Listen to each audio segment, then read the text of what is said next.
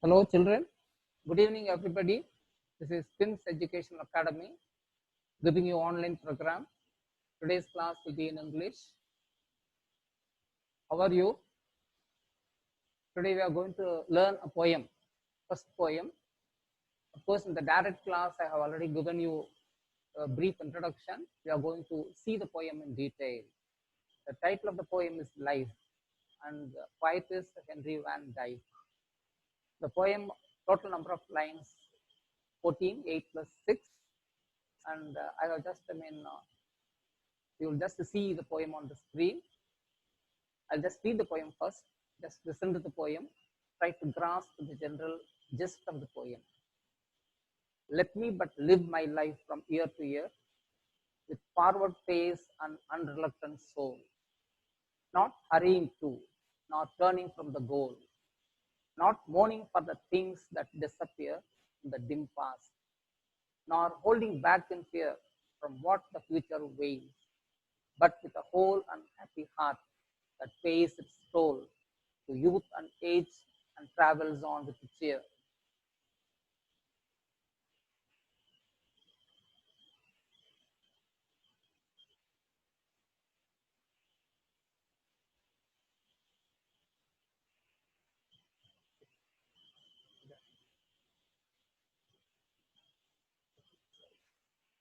So let the way wind up the hill or down, over rough or smooth, the journey will be joy.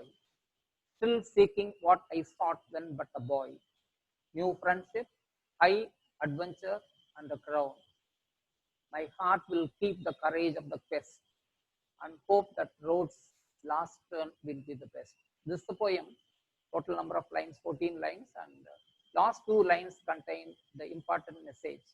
My heart will keep the courage of the quest and hope the road's last turn will be the best. The message is, my heart will keep the courage of the quest. Quest is search. Throughout life, we are just searching for something, and we should have optimism. Hope the road's last turn will be the best. That is, life, today's life will be, yesterday's life will be better than, today's life will be better. So it should be progressive. It should be progressive. Tomorrow should be better than today's life, and day after tomorrow's life should be better than tomorrow. That is optimism. And let us just see line by line now. And the entire message is actually, life is a gift from God. This is not only a poem. The poem has personal message to everybody. All of you actually, it's more than the examination. This poem is very important for your life. Life is a gift from God that you should cherish and relish. Live it well. Try to live it well. It is an experience, a joyful experience, and it should be an adventure. It is full of challenges. Be cheerful, be courageous, be optimistic, and then carry with you your childhood innocence and fearlessness. Innocence is also another gift from God. If you are innocent, life will be very peaceful and comfortable without challenges. Childhood innocence, and it should not have any kind of fear. Happiness is an energy and nourishment. Happiness, if you are happy, it is a kind of energy, not physical energy, it is mental energy. It gives you nourishment also. This explore new adventures, look for new friendship, new adventures, finally ending with victory.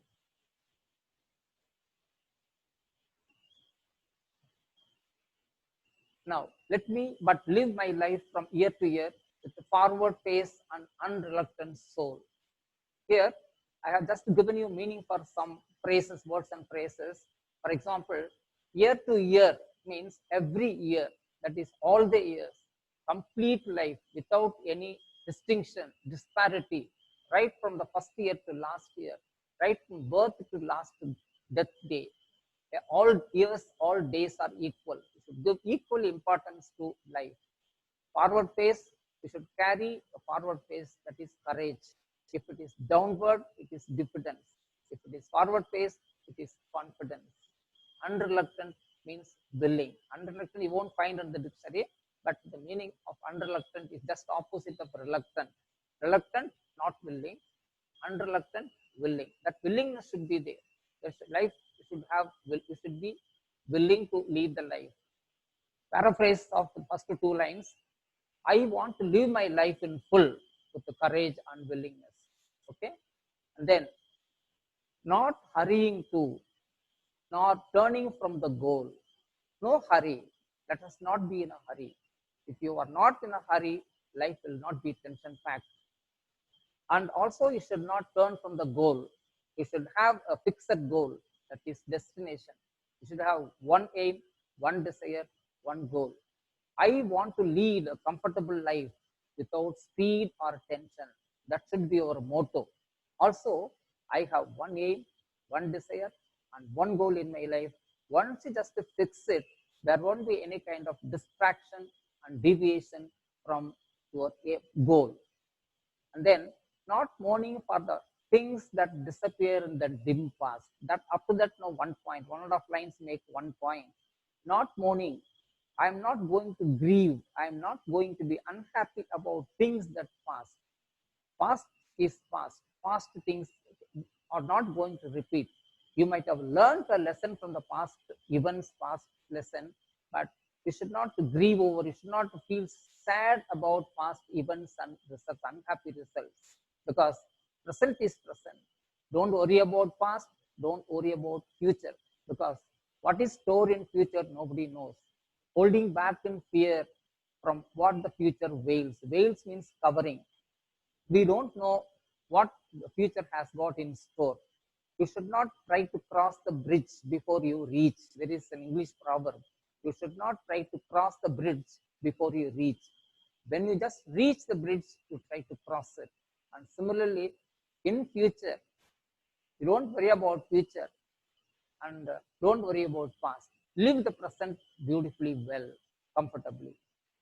The paraphrase is, I won't cry for the past things. That should be your decision. I won't cry for the past things. Past is past. Equally, I won't worry about the unknown future. I'm not going to worry about future. Present life is more important than past and the future. Live your present life wonderfully well.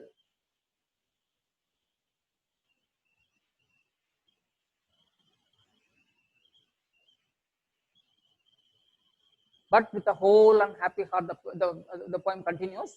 But with a whole and happy heart that pays its soul to youth and age.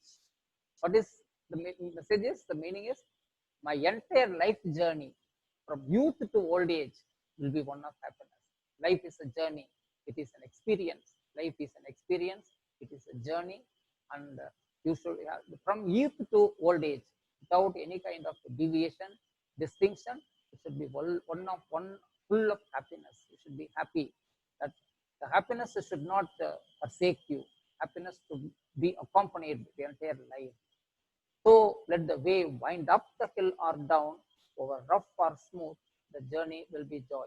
The journey will be a joyful experience, because life is, we cannot expect life to be a bed of roses. Roses means thorns will be there. That means happiness means it will follow unhappiness, happiness and unhappiness. Joys and sorrows. Joy will be there, sorrows will be there. We should not jump with joy and stoop down with unhappiness. The path may be rough or smooth. Just treat a life, take it easily and comfortably. Then the journey will be a joyful experience. That is life. There may be ups and downs. The road ahead may be rough or smooth, but still the journey will be a joy. Still seeking what I sought when but a boy. That boy experience. Boy, as long as when man is remains a boy, innocence will be there.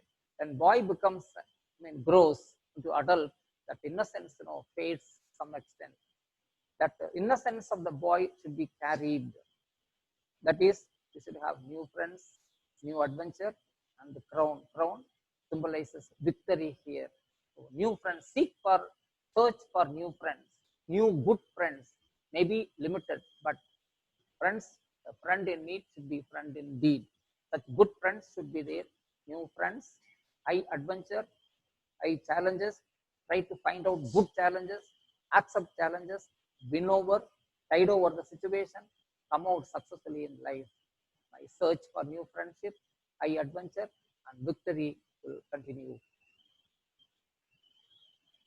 My heart will keep the courage of the quest. First is search. Life itself a search. We are just searching for good things. We are searching for the entire life. We are searching for good things. My heart will keep the courage of the quest and hope the road's last turn will be the best. Today is gloomy. Don't worry. Tomorrow will be bright. That kind of tendency, attitude should be there. If today is not better, good, don't stoop down. Hope the road's last turn will be the best. Best meaning is goal or mission or search. Road's last turn, that is last days of life. Till last days of life. Sometimes we'll have to wait for years and years, just like great scientists and great explorers waited for last day. And that last day, that will be a day of success for them. And similarly, just wait for the last day to achieve success. Right through the journey of my life, I will keep my courage. That is an oath, that is a pledge that you have to take. I will keep my courage, and I am sure I will meet better days till the end. That's for what God has created you. And let us just rise to the occasion. We will be just bold and brave and successful. The complete message is, life is a happy journey. Lead a calm and comfortable life with no tension and hurry. Forget about the past miseries. Do not worry about future. There should be no deviation or distraction from the destination. That is one goal, one aim, one desire. Till you reach the goal, that courage, hope, and happiness accompany you, come with you, support you, so that just to come out life, final life successfully. That is the poem actually.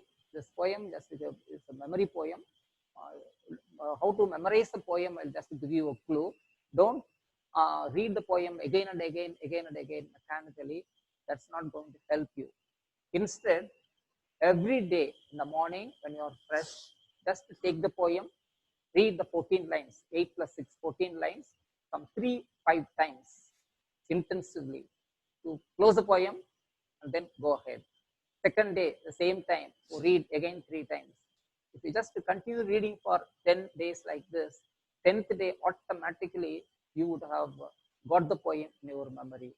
And this is the easy way and wonderful way of memorizing things. This is my personal experience. I would like to just share with you. This is a memory poem, and then just write the poem and just see whether you're able to write the poem without any mistake. Spelling mistake is very important. Punctuation is very important. Therefore, all these things, all important characteristics of a memory poem. Thank you. This poem. Some comprehension questions. Just the sample questions I have given in the direct class. In the when we just meet in-person classes, I will discuss more questions. The sample questions I have given. The first question: what should one not mourn for? One should not worry for. That is, one should not worry about the past, sad events, and past is past. Don't worry about past. So that is according to the poem. According to the poet Van Dyck, you should not worry about sad events, past sad events. Second question: what, according to the poet, are the guiding elements in life?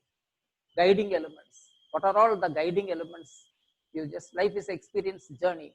When you just travel through the journey, what accompanying elements should be there? One is optimism, another is willingness, another is happiness, and then courage. Just imagine whether you are supported by these 4 elements in your life. Personally, close your eyes and just think whether you are supported by all these 4 elements. Do you have optimism? Do you have positive attitude? Just check. And then willingness. Are you willing to lead the life? Do you have that willingness? And then happiness. Are you happy? Are you cheerful? Are you able to convert your situation, your surrounding happy? And then courage, braveness, that should be there. Make one's life successful and smooth and comfortable. Third, give an example for personification. It's a figure of speech, personification, personifying things from the poem. The original line between 2 double quotes: so let the wave wind up the hill or down. The way wind up the hill or down. The way is personified as human life. The way actually doesn't have anything to do here. The way is mourn. Mourn means feel sad, feel sorry, feel sorry. I'm not going to mourn for. I'm not going to feel sorry for. Mourning the death, like that they say. Okay, the way is personified as human life. And then number 4th one: what is the nature of life? What is the nature of life? Life is not a bed of roses. There are ups and downs. When you just go to a person, anybody will have some complaints, some kind of complaints, some grudge they will have. You cannot just find a person who feels totally satisfied with the happenings. Everybody will have some kind of complaints. That complaints means you can never be happy. That is part of life. If you come across sadness, some sad event, sad occasion, that is part of life. You can, just like a corona, just try to live with the corona, they say. Similarly, sadness, sad events means we should know how to live with sadness, sad occasions, and we should find out situation. You find out a solution for such problem. Life is not a bed of roses. There are ups and downs. Sometimes rough, sometimes smooth. Face them alike. Learn to lead, tide over any situation.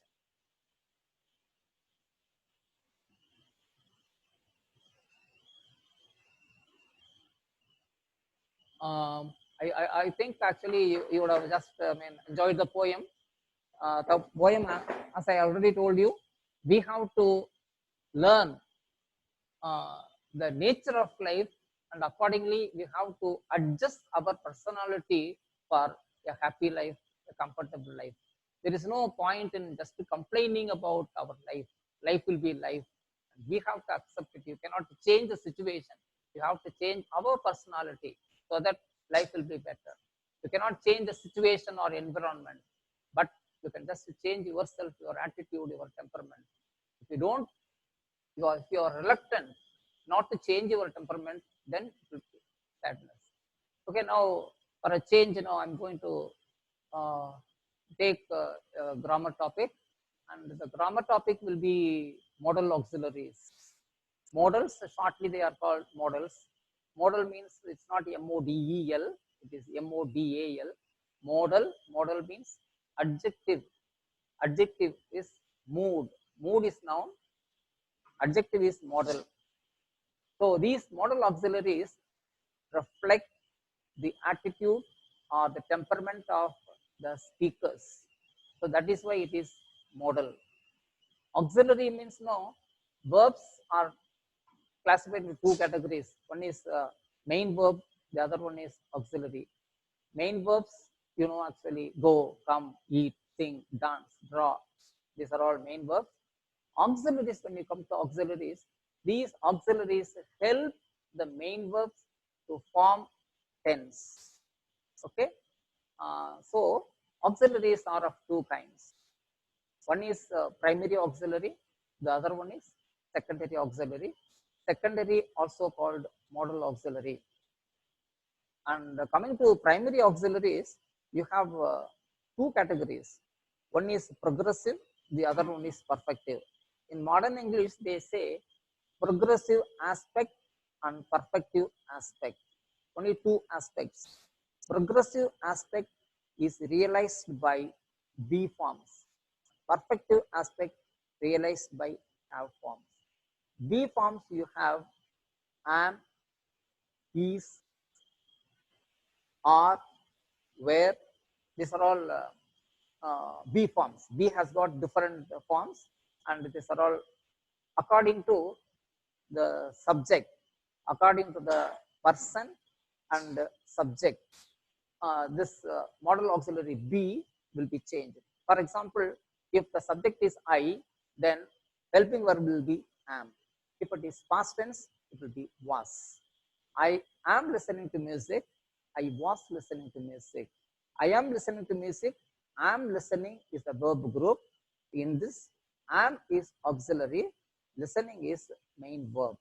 And then if it is past tense, past continuous, I was listening to music. Was is auxiliary. Listening once again it is main verb. And then similarly, if when I first person singular changes to first person plural, that is we, then automatically helping verb will change its form, like we are learning English, we were learning English. And then if first person changes to you, that is second person, automatically the helping verbs change. You are going very fast, present continuous. You were going very fast, past continuous. And then first person over, second person over, third person singular, he, she, it. When the subject is like this, then auxiliary there will be is present tense, was past tense. Present continuous is eating, past continuous was eating.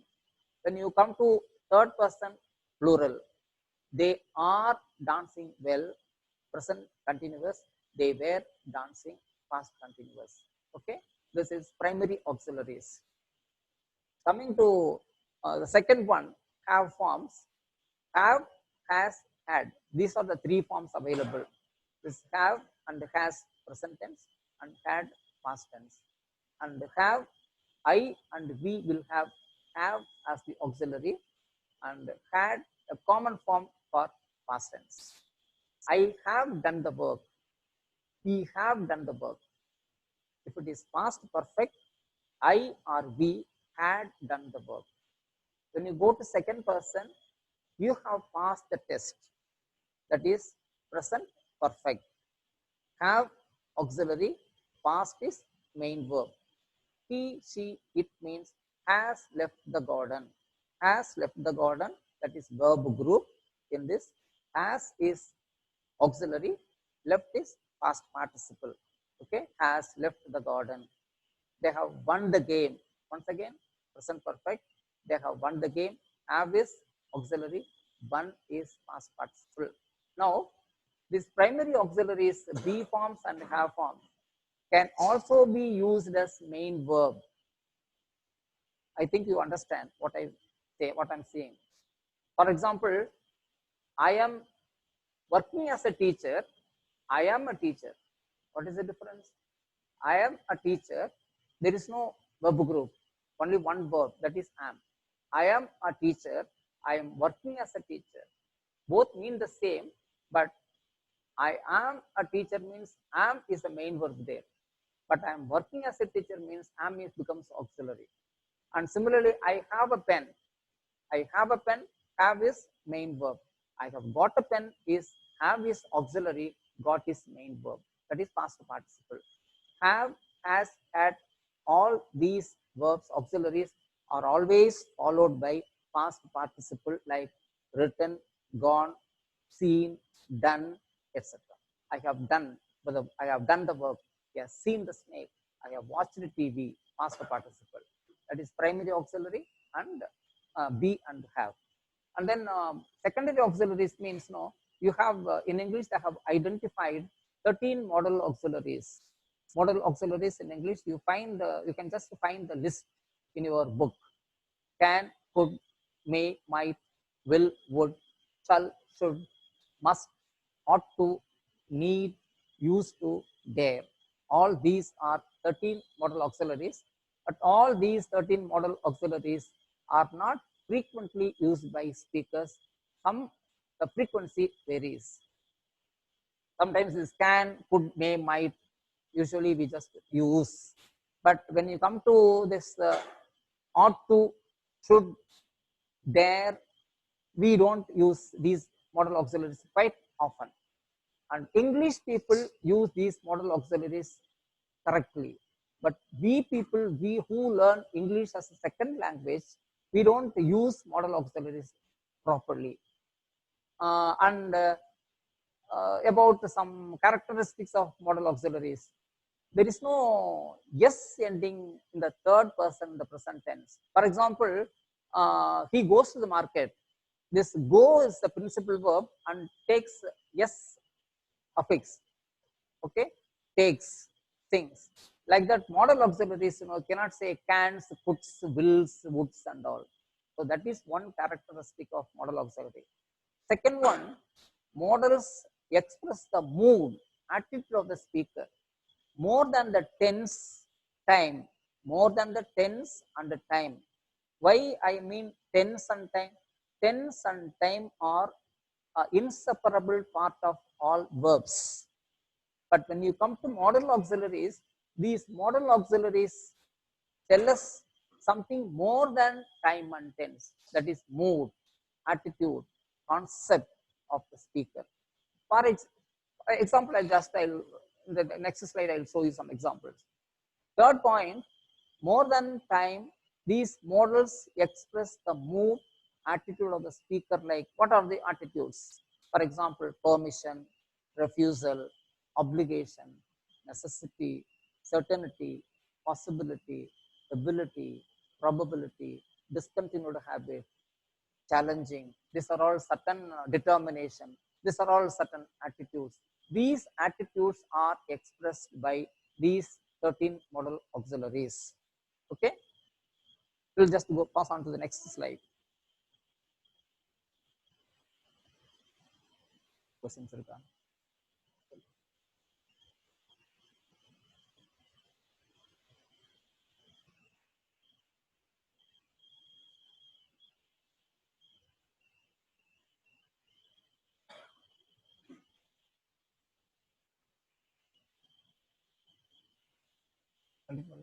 Questions over.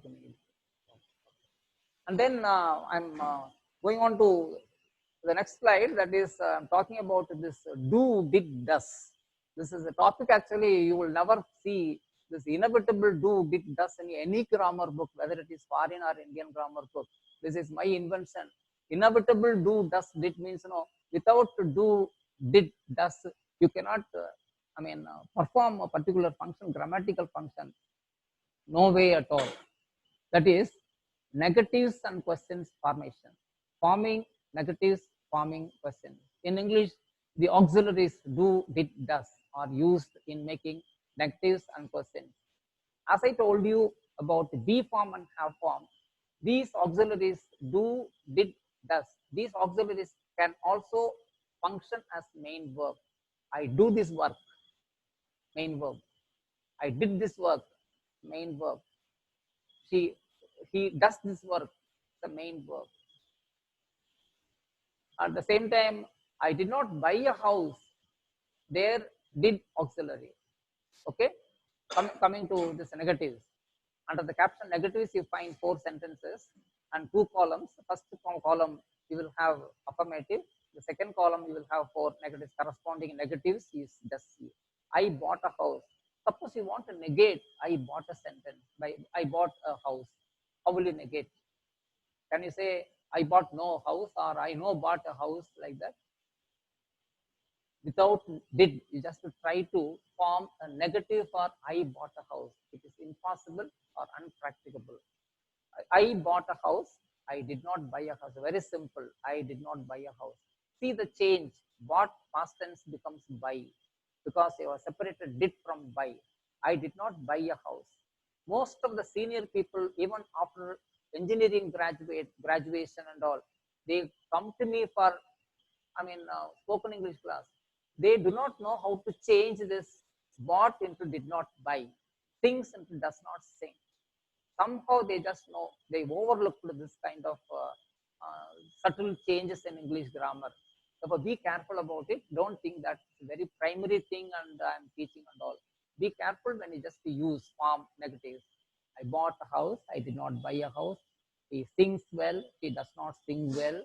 They sell books. They do not sell books. And you did it well. Here, did it well. Did is main verb. You did it well. Because after did, you don't have anything. Did. That is do, did, done. Okay. Do present tense. Did past tense. Done is past participle. You did it well. You did not do it well. In this, did not do it well. Here, did is auxiliary. Do is main verb. Okay. And then coming to questions. Raju committed a crime. Did Raju commit a crime? Suppose you want to form a question, yes or no question. Raju committed a crime. Did Raju commit a crime? I have just stopped with the commit, not committed. Did Raju commit a crime? The cat likes fish. Does the cat like fish? Children like ice cream. Do children like ice cream? He broke the record. Did he break the record? This is the way how we form questions. For formation of negatives and questions, we need to have the help of do, did, does. Otherwise, we cannot form either negative or question for the statements. Okay.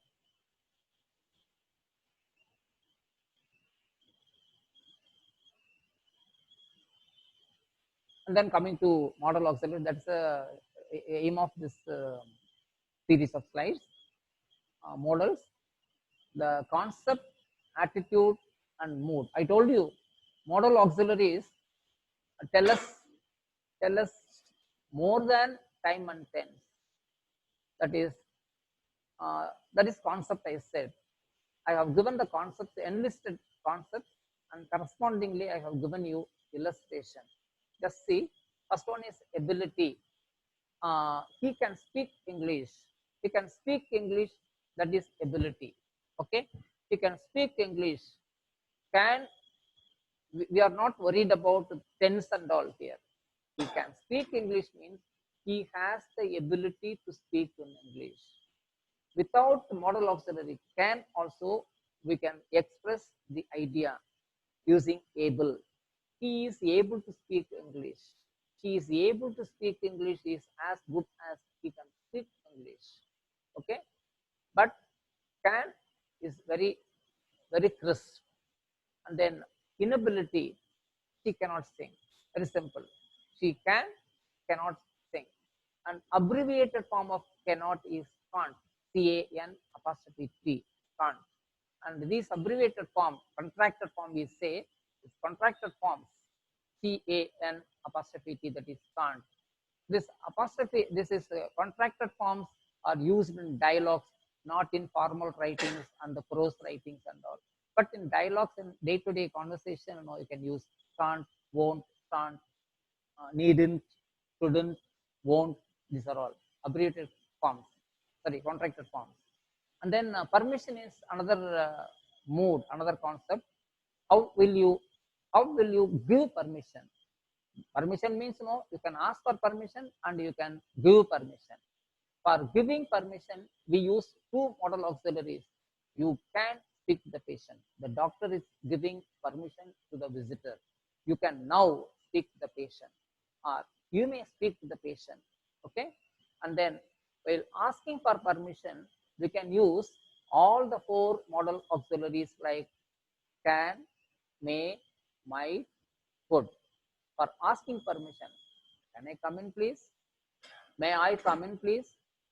Could I come in, please? Might I come in, please?